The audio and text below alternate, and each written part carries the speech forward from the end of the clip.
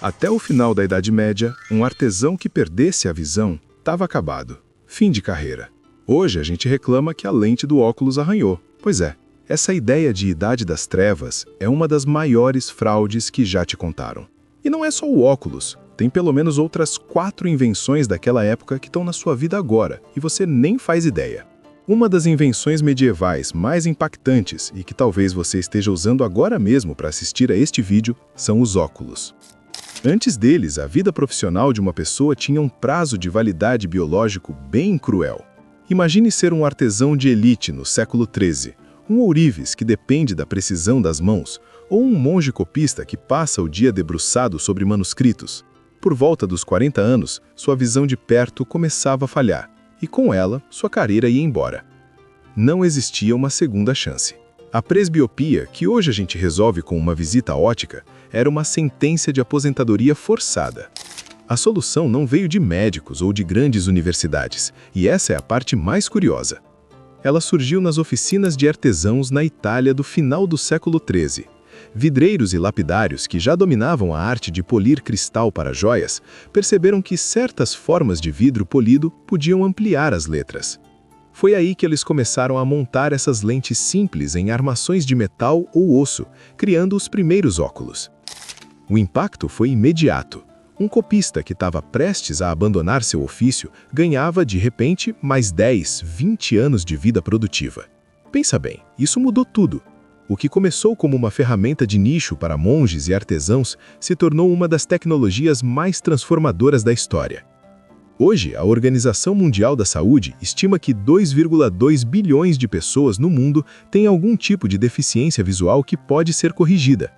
É um número absurdo. Uma parte gigantesca dessa população depende, todos os dias, da mesma função básica que aqueles artesãos italianos criaram, uma lente polida na frente do olho.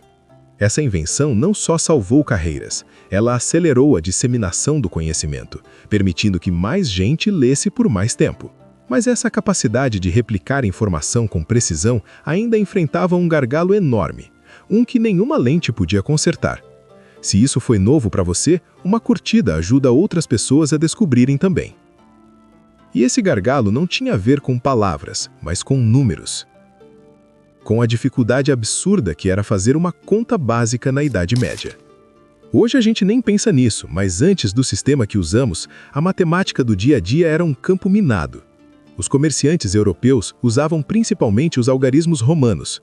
Agora, tenta aí, de cabeça, multiplicar CXXXI por XLVI. É quase impossível. Para fugir disso, eles dependiam de ábacos ou de truques complexos de contagem nos dedos. Cada cálculo era um processo lento, caro porque muitas vezes precisava de um especialista e, o pior de tudo, cheio de erros.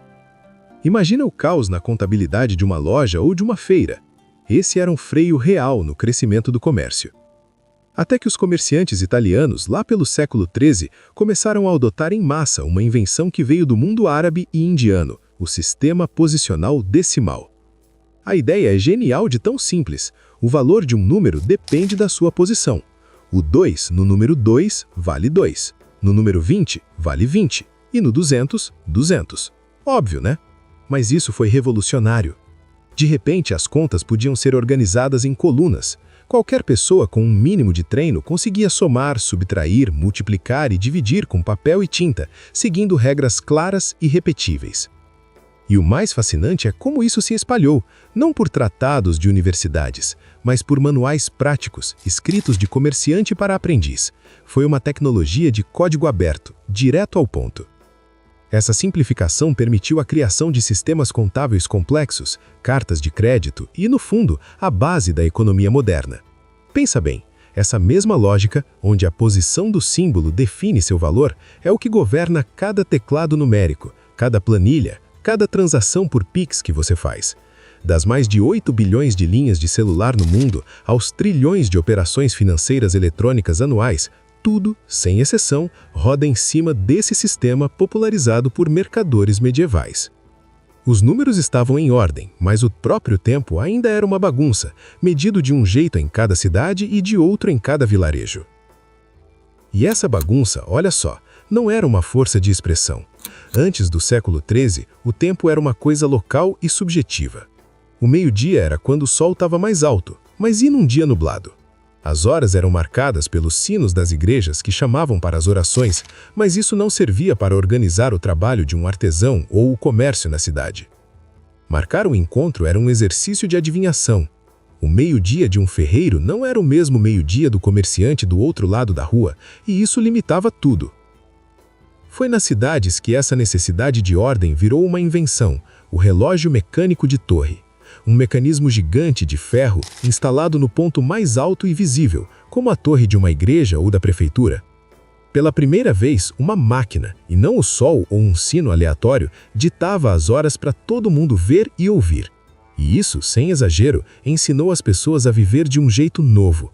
Os mercados passaram a abrir e fechar em horários fixos, as guildas de artesãos começaram a definir jornadas de trabalho. O tempo deixou de ser uma experiência pessoal e virou um recurso público, compartilhado por todos, como uma praça ou uma fonte de água. Hoje, quase 8 bilhões de pessoas, basicamente a população inteira do planeta, vivem com a rotina sincronizada por essa invenção. Aquele horário de pico no transporte público, a hora que seu banco abre, o tempo de entrega de uma encomenda, tudo isso só é possível porque lá atrás alguém decidiu que a cidade inteira deveria viver no mesmo ritmo. A padronização do tempo não foi uma invenção da era industrial, ela foi o que tornou a era industrial possível. Com o tempo finalmente domado e organizado, a humanidade ganhou uma nova ferramenta para medir não só o dia, mas a própria produtividade. Comenta aí se você já tinha pensado que a maneira como medimos o tempo mudou tanto ao longo da história. E depois de organizar o tempo, o próximo passo da humanidade foi organizar o espaço. Antes do século XII, se aventurar em alto mar era quase uma sentença de morte. Os marinheiros navegavam usando referências visuais, ou ficavam perto da costa ou, em noites de céu limpo, se guiavam pelas estrelas. Mas se uma tempestade fechasse o tempo ou uma névoa densa cobrisse o horizonte, já era. O navio estava perdido, à deriva, e a tripulação só podia rezar para encontrar terra firme antes que a água e a comida acabassem. O comércio marítimo, por causa disso, era absurdamente arriscado e lento. A virada veio de uma forma muito prática, e não de um laboratório ou de uma universidade. Foram os próprios comerciantes e marinheiros que começaram a usar um dispositivo que parecia mágica. Uma simples agulha de ferro que eles magnetizavam e deixavam boiando num recipiente com água. Não importava para onde o navio virasse, a agulha teimava e apontava sempre para o norte. O mais inacreditável é que ninguém na Europa entendia a ciência por trás daquilo. Eles não tinham uma teoria do magnetismo terrestre. Mas, pensa bem, eles não precisavam. Eles só precisavam saber que funcionava. E isso bastou. Com essa ferramenta, o oceano deixou de ser um labirinto sem paredes. De repente, era possível navegar à noite, atravessar trechos de mar aberto para encurtar rotas e até mesmo se orientar durante uma tempestade. As viagens ficaram mais rápidas, mais seguras e, claro, mais lucrativas. O mundo, na prática, começou a encolher, conectado por novas rotas comerciais que antes eram impensáveis. E essa bússola medieval é a avó direta do GPS que está no seu celular agora. A tecnologia mudou, obviamente, mas o princípio fundamental é o mesmo: ter um ponto de referência constante para saber sua direção. E isso não é só uma curiosidade histórica.